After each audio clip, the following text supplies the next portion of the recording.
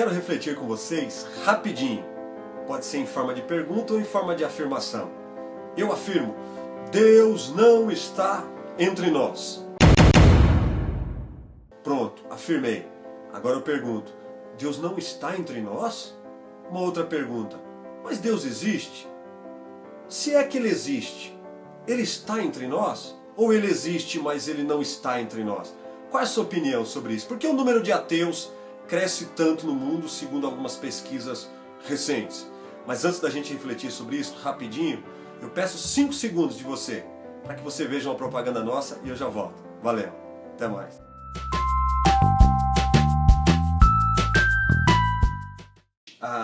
Dentro dessa reflexão, Deus não está entre nós?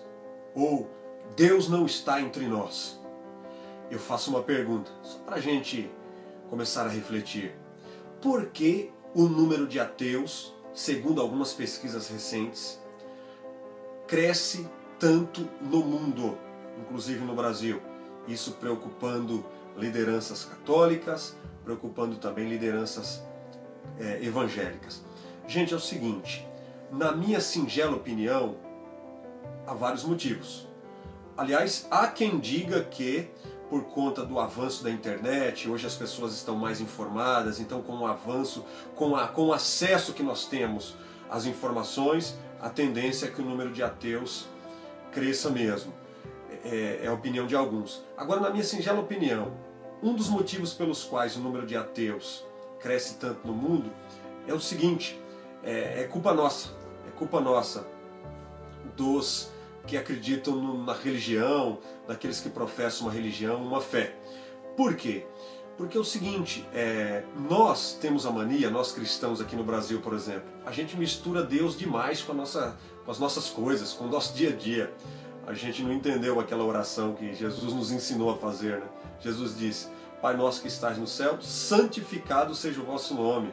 A gente não entendeu que o nome de Deus é santo, deve ser separado e tal, no melhor sentido possível. A gente mistura Deus com o nosso dia a dia e isso vai decepcionando as pessoas. E a gente, ao invés da gente demonstrar o amor de Deus às pessoas, a gente acaba plantando ódio no coração das pessoas. Porque o nosso comportamento, as pessoas entendem que Deus está de acordo com os nossos comportamentos, com o nosso dia a dia. Então as pessoas pegam bronca de Deus. Até eu pegaria também, né? Se eu olhasse, se eu tentasse entender Deus apenas pelo comportamento das pessoas. Exemplo, há pessoas no mundo, no Brasil e no mundo, morrendo de fome, e eu dando testemunho que Deus me deu uma casa bonita, que Deus me deu um carro zero, que Deus pagou a minha faculdade, etc. Então isso é muito contraditório, paradoxal. Como é que pode um Deus... A gente passa a imagem para as pessoas de um Deus carrasco, né? Que ele anda com uma flor. Se você fizer alguma coisa boa, você ganha uma flor. Mas ele na outra mão ele tem uma espada. Se pisar na bola, ele já mete uma espadada. Se Deus é meio contraditório, se Deus é muito temperamental, impulsivo, desequilibrado, um Deus que faz acepção de pessoas, a gente passa para as pessoas um Deus elitista, né? Um Deus que abençoa apenas um grupo, que faz o que ele quer, ele é um mandão, mas ele abençoa aquele grupo e o resto do mundo que se exploda. Quem fizer parte de uma instituição é abençoado por Deus, é um Deus super burocrático, institucional, elitista, é um Deus que se alegra, se diverte com o sofrimento dos outros, tá? um Deus super interessado no dinheiro. Tá? Então, a gente tem tudo para ser ateu mesmo. Se a gente olhar para essa pregação, para essa mensagem, com algumas exceções, sempre com algumas exceções, mas se a gente olhar para esse tipo de mensagem que eu citei agora, a gente também vai seguir ao ateísmo. Eu seria um ateu também, se eu olhar para esse tipo de mensagem. Outra coisa, há ateus que são mais tranquilos, no bom sentido. Agora há ateus que são ateístas, que defendem mesmo o ateísmo, né? Esse número está crescendo. Segundo ponto,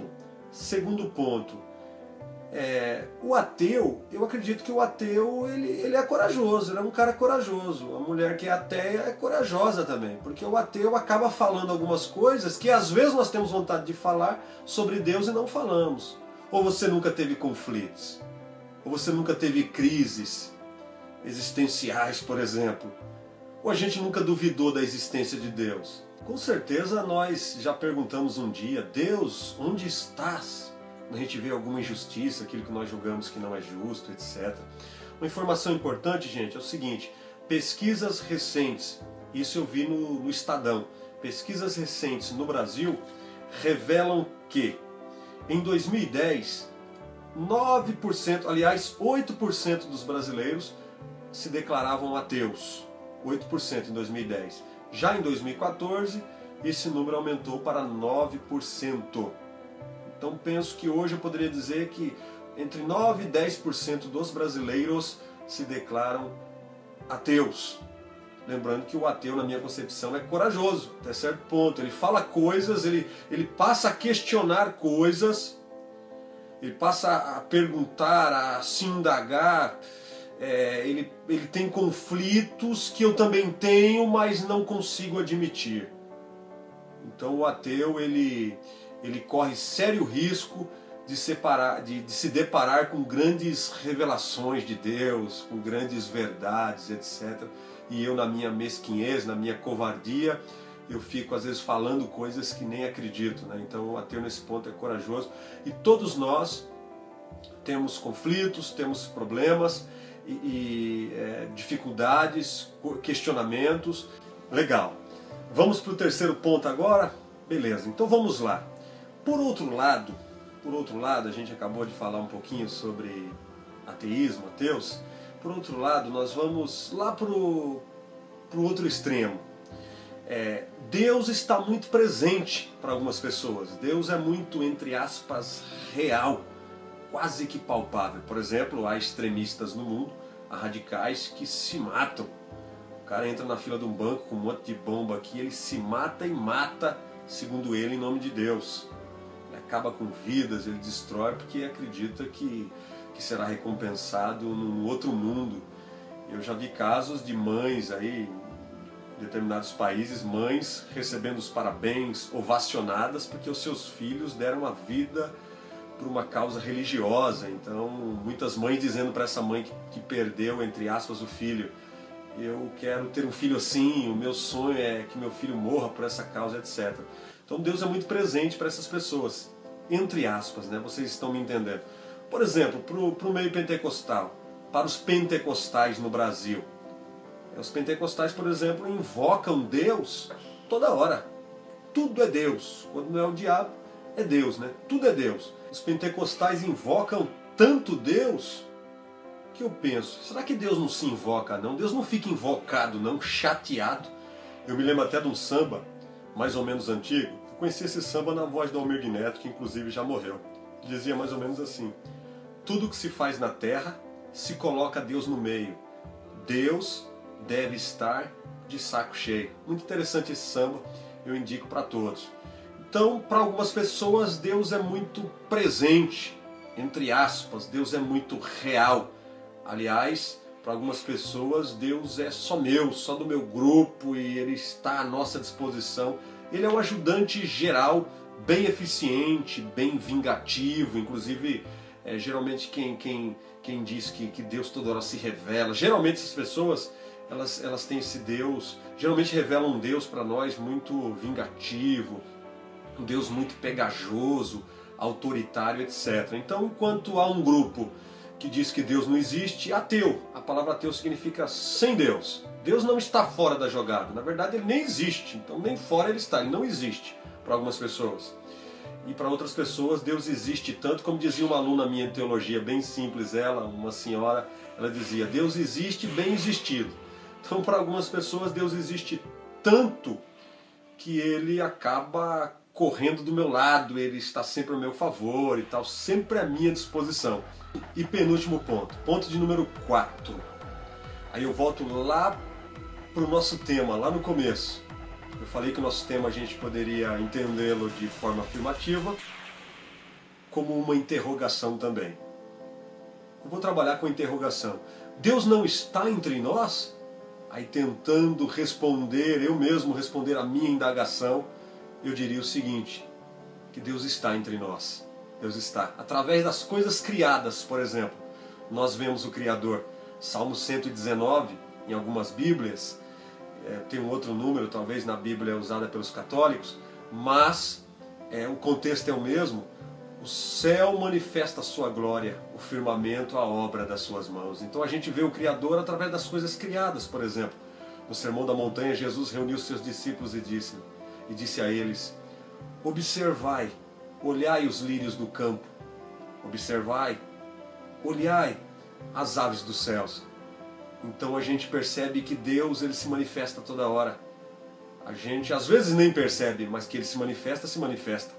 Capítulo 17 do Evangelho de João, aliás, de Lucas, os fariseus questionam Jesus sobre o reino de Deus. Lucas 17, versículo 20, eles perguntam: quando há de vir o reino de Deus?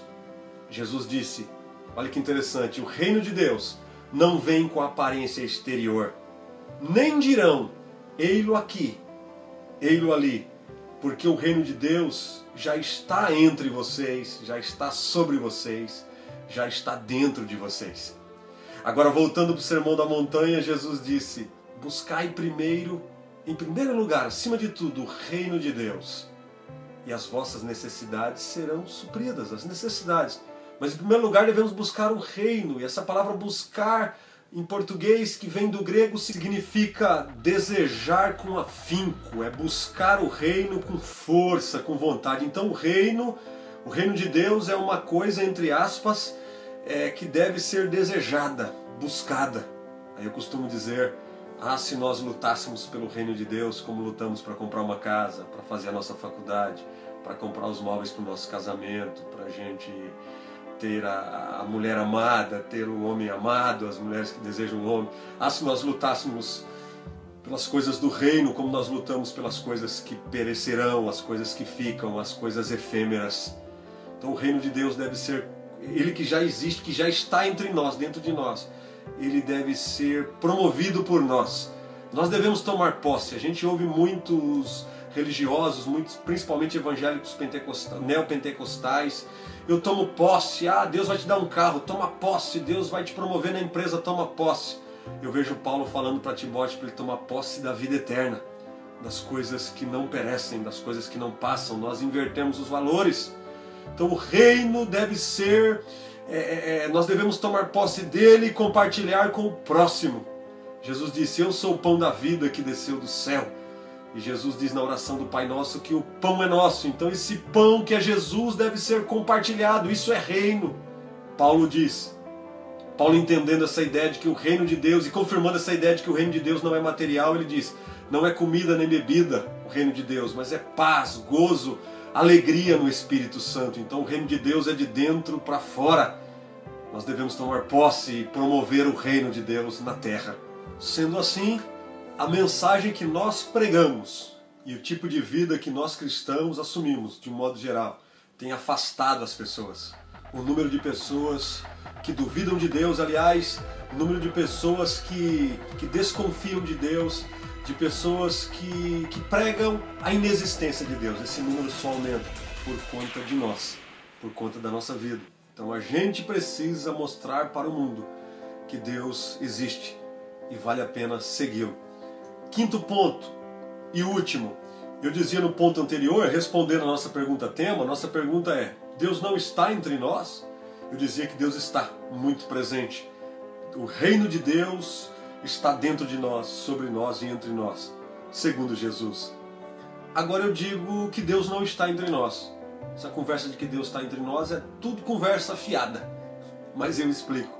Deus não está entre nós, fisicamente, mas o reino está dentro de nós.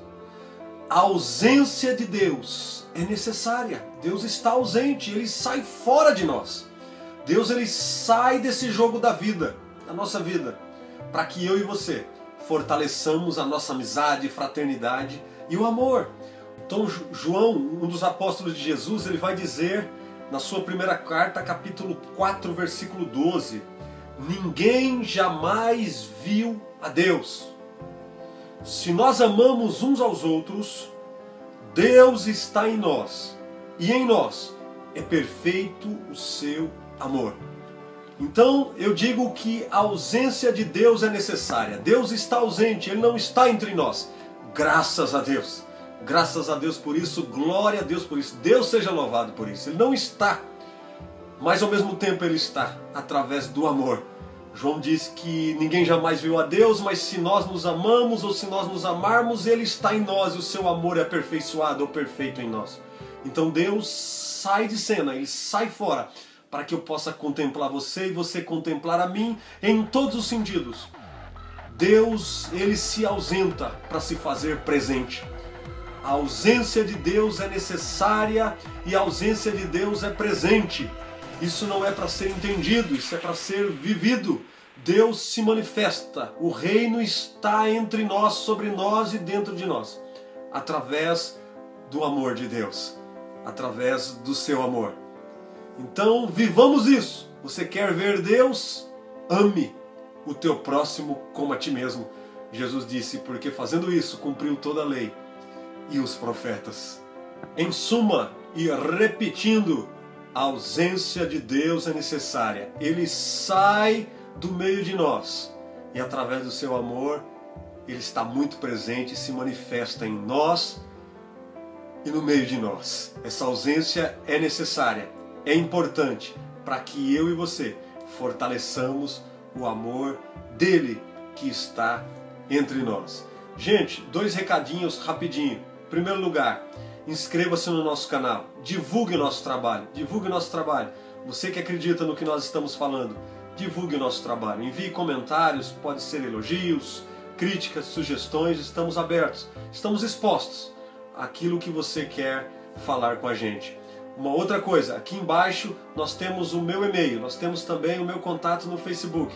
Se você tiver coragem, nos convide para palestras, reflexões, aulas de um modo geral. Valeu, obrigado, fiquem com Deus.